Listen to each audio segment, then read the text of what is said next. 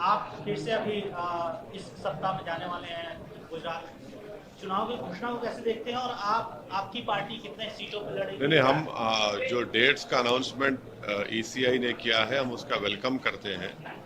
अब schedule ECI ने announce कर दिया है, तो हमारी पार्टी तो पहले से ही विधानसभा के चुनाव की तैयारी में लगी हुई थी। अब जाहिर है अब हमको और अपनी तैयारी को तेज़ करना पड़ेगा, और बहुत से जिन कॉन्स्टिट्यूंसी से हमको अपने कैंडिडेट खड़ा करना है उस ताल्लुक से हमारे गुजरात के अध्यक्ष जनाब साबिर भाई साहब तय करेंगे। और हमारी पार्टी की तैयारी तो ठीक है। अब फिर हम जाएंगे और गुजरात की विधानसभा में हमारी पार्टी के उम्मीदवारों की कामयाबी के लिए हम पूरी कोशिश कर रहे हैं, और हमको यकीन है कि इंशाअल्लाह कामयाबी मिलेगी।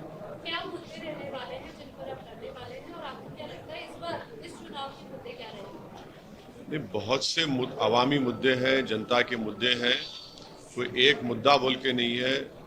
गुजरात में एक मिस गवर्नेंस भाजपा का रहा है, जिसकी वजह से कोविड के वक्त बहुत से लोगों की मौत हुई, बहुत से लोगों को जो हेल्थ अस्पतालों में मिलना था सहूलतें वो नहीं मिली। महंगाई एक बहुत बड़ा मुद्दा है। लोगों की तनख्वाहें कम हो चुकी हैं, बिजनेसेस कमज़ोर पड़ चुके हैं।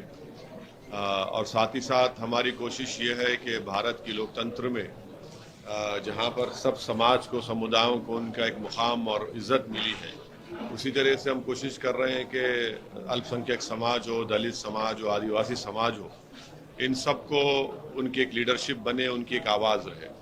तो ये अहम मुद्दे हैं गुजरात के चुनाव में, और बहुत से और भी मुद्दे रहेंगे। विधानसभा के इंडिविजुअल इश्यूज हैं, प्रॉब्लम्स हैं। अभी जो मोरबी में हादसा हुआ है सर, क्या वो कोई मुद्दा होगा वोटर उस हादसे को लेकर? क्योंकि अभी ताजा हादसा है, इलेक्शन कमीशन ने बोला कि ये डिले हुआ अनाउंसमेंट है मोरबी की वजह से। नहीं, जो मोरबी में हुआ वो निहायत ही अफसोसनाक है। वो भी गुजरात की हुकूमत की मिस गवर्नेंस की एक मिसाल है कि जिस कंपनी को ठेका दिया गया था उनको तो इसका तजुर्बा था ही नहीं, और उन्होंने कुछ काम उस पर जिस तरीके से करना था, और वहाँ की म्यूनसिपैलिटी, वहाँ की जो सिविक अथॉरिटीज़ है, उन्होंने उसका टेस्ट भी नहीं किया, फिटनेस सर्टिफिकेट दिया नहीं। तो जाहिर है ये एक मिस गवर्नेंस का इशू है।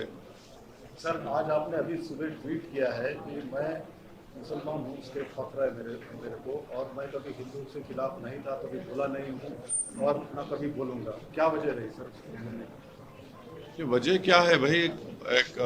जब आप पब्लिक स्पीच देते हैं तो उसमें आप इन चीज़ों को उठाते हैं, तो इसलिए हमने कहा है। चुनाव आयोग जो घोषणा है, ये जो चुनाव की तारीखों की हुई है, उस पर कांग्रेस ने सीधे सीधे नहीं लेकिन इशारों में उनकी निष्पक्षता पर, चुनाव आयोग की निष्पक्षता पर सवाल खड़े किए हैं। आप भी एक पार्टी के प्रमुख हैं, आपको क्या क्या लगता है इसके ऊपर? देखिए, चुनाव आयोग ने जो डेट्स दी हैं हम उसका वेलकम करते हैं, और हमारी पूरी कोशिश यही होगी कि ये विधानसभा के चुनाव पुरअमन रहे, अच्छे तरीके से हो जाएं, और जनता को, गुजरात की, उनका पूरा मौका मिले। फ्री एंड फेयर इलेक्शन हो, हम उसकी उम्मीद करते हैं, और ये इलेक्शन कमीशन इसको कराना भी चाहिए। अब इससे बढ़कर मुझे कोई कहने की जरूरत नहीं है। सर, कल हमारे चैनल पे जेपी नड्डा, जो कि भारतीय जनता पार्टी के अध्यक्ष है, उन्होंने आपका नाम लेके काफ़ी सारी बातें कही कि आप सिर्फ मुस्लिम माइनॉरिटीज़ की राजनीति करते हैं, सिर्फ 20% की राजनीति करते हैं, और ये देखा गया है कि जो भी मोदी जी के स्कीम्स है उसका फ़ायदा, चाहे वो उज्ज्वला स्कीम हो या फिर इज्जत घर हो, सभी मुसलमानों को भी उसमें दिया गया है, सभी नीडी। तो मैं उनको ये कह रहा हूँ कि आप जब इतना बड़ा दावा कर रहे हैं तो आप एक लिस्ट दे दीजिए आप ही के चैनल को। उज्ज्वला में, घर की स्कीम में, बल्कि उससे बढ़कर मैं कह रहा हूँ जो प्रधानमंत्री के नाम से स्कीम है मिनिस्ट्री ऑफ माइनॉरिटी वेलफेयर में, जिसको MSDP का प्रोग्राम कहा जाता है, उत्तर प्रदेश में आपने मुस्लिम कॉन्सेंट्रेशन डिस्ट्रिक्ट्स में, ताल्लुकात में, जहाँ पर जो पैसे दिए गए हैं, कितना पैसा खर्चा हुआ है, प्रधानमंत्री आवास योजना में कितने अल्पसंख्यक समाज को घर मिले, वो आपको दे दे लिस्ट, ओवैसी को छोड़ दें, और वो ये देश को बता दें कि उनके एमपी ने दिल्ली में एक भाषण देकर कहा कि मुसलमानों का इकोनॉमिक बॉयकॉट होना चाहिए। उसके ऊपर अभी तक केस नहीं बुक हुआ। क्यों नहीं बुक हुआ केस? लेकिन कल उन्होंने सुनिए, केस नहीं बुक हुआ उनके ऊपर, इसीलिए सुप्रीम कोर्ट को ये कहना पड़ा कि सो मोटो एक्शन लो। सवाल असदुद्दीन ओवैसी नहीं है, सवाल देश का है। आप 80-20 की आप बात किसने की? आपका मुख्यमंत्री ने की। तो क्या आप 20 होना कोई गुनाह है इस देश में? ये तो भाजपा को बताना चाहिए। 20 होना कोई गुनाह है क्या? कोई गुनाह नहीं, कोई गुनाह तो नहीं है ना। मैं तो एक देश का इज्जतदार शहरी हूं।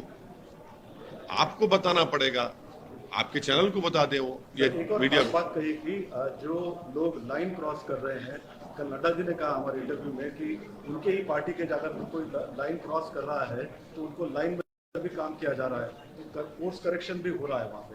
हाँ, हम सुप्रीम कोर्ट ने देखा ना, लोग गए थे। धर्म संसद आप ही के प्रदेशों में होता है। धर्म संसद में गालियां दी जाती हैं महात्मा गांधी को, उन्हीं के पार्टी के महिलाओं को, फिर मुसलमानों को। तो कोर्स करेक्शन कहाँ हो रहा है? उनका एमपी दिल्ली का इकोनॉमिक बाइकआउट की बात किया है। क्या क्या बोलते हैं, रोज कोई ना कोई बात आती है। तो ये तो उनकी ऑफिशियल लाइन है, कोई कोर्स करेक्शन, लाइन करेक्शन नहीं हो रहा है। कांग्रेस भी आपको बी टीम बोल रही है सर, बोलती है कि बीजेपी की बी टीम है। आज फिर से कांग्रेस के नेताओं ने बोला कि गुजरात में आप लड़ रहे हैं, बीजेपी की मदद करने के लिए लड़ रहे हैं। अभी हम क्या करने वाले हैं, अगर ये कांग्रेस, बीजेपी और दूसरी पार्टियां तैयार हो जाए तो हमारा इरादा ये है कि अहमदाबाद के रिवर फ्रंट पर हम अपने पार्टी के पैसों से इन लोगों को बिठाकर एक जो भी खर्चा होगा करेंगे, वो तय कर ले हम क्या है। वो तैयार हैं कि मुझे रिवर फ्रंट पर बिठा देते हैं उनको। अब चाय तो नहीं बना पाएंगे, मगर जो भी अहमदाबाद की चाय बिस्किट होगी हम खिला देते हैं उनको, डोकला भी रख देते हैं। वो तय कर लें बैठ के कि हम क्या हैं। मगर नहीं, हमको इनके सर्टिफिकेट की जरूरत नहीं है, और जितना ज्यादा वो बोलेंगे हमको, उससे हमको फायदा ही होने वाला है। बोलते रहिए, हमको कोई फर्क पड़ने वाला नहीं है। देखिए, हम अपनी पार्टी के लिए, अपनी पार्टी के कैंडिडेट्स के लिए काम करते हैं, और इस तरह से जो लोग झूठ बोलते हैं, बकवास करते हैं, इससे क्या फर्क पड़ता? कोई फर्क पड़ने वाला नहीं। कितने सीटों पे लड़ेंगे सर? हाँ, कितने सीटों पे लड़ेंगे? अभी वो हमारे गुजरात के अध्यक्ष इसका तय करेंगे। कोई अंदाजा? नहीं, वो तय 20, करेंगे। 25, मैं नहीं तय करने वाला हूँ। वो आप कह रहे हैं कि उनको बैठाकर जो है कि ताकि आपस में फैसला हाँ, वो करें। बैठ के फैसला कर ले। लेकिन आपकी पार्टी के बारे में वो फैसला करे तो ये नहीं, हमको क्या नाम पुकारा जाए, वो आपको मंजूर है? नहीं, हमको मंजूर नहीं है भाई। कभी ये बोलते, कांग्रेस एक बोलती, बीजेपी एक बोलती है, दूसरी पार्टी एक। हम तो तीनों को बिठा देते हैं चार रिवर फ्रंट पे। देखिए, रिवर बैठ के आप तय कर लीजिए। गुजरात का चुनाव है ना, आप तय कर लीजिए। कम से कम हमको गाली देना है तो एक ही गाली दो, ये गाली वो एक इल्जाम तो मिल के दो, कोई बात नहीं।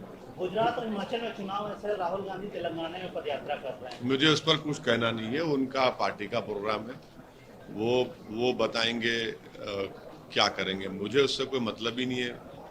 एमआईएम के टारगेट वोटर्स कौन रहने वाले हैं, और साथ ही हर आप अनेक रहने देखिए, वाले, जो पार्टी की तरफ से आप लोग लड़ देखिए, वोटर को टारगेट बोलना वोटर की तौहीन है।